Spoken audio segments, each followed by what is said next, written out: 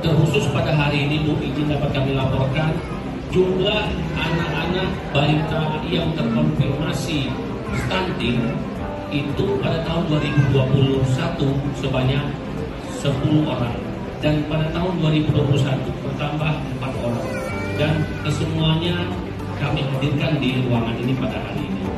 Dan saya Wakil Wali Kota Palembang selaku Ketua Tim Percepatan Penurunan Stunting di Kota Palembang dengan ini melantik saudara sebagai pengurus Forum Komunikasi Tim Percepatan Stunting di Kecamatan Sako pada masa bakti 2022 sampai dengan 2024. Saya yakin dan percaya bahwa saudara mampu dan cakap dalam melaksanakan tugas pengabdian ini dalam rangka percepatan penurunan stunting di Kota Palembang.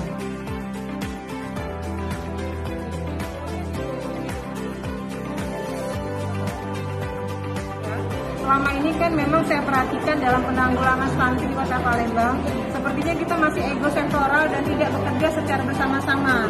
Makanya hari ini kita lantik beberapa kecamatan untuk membentuk tim koordinasi percepatan penanggulangan stunting. Itu terdiri dari berbagai macam latar belakang ya, ada dari ASN, ada juga dari puskesmas, ada juga dari tokoh masyarakat, ada juga dari KUA, semuanya.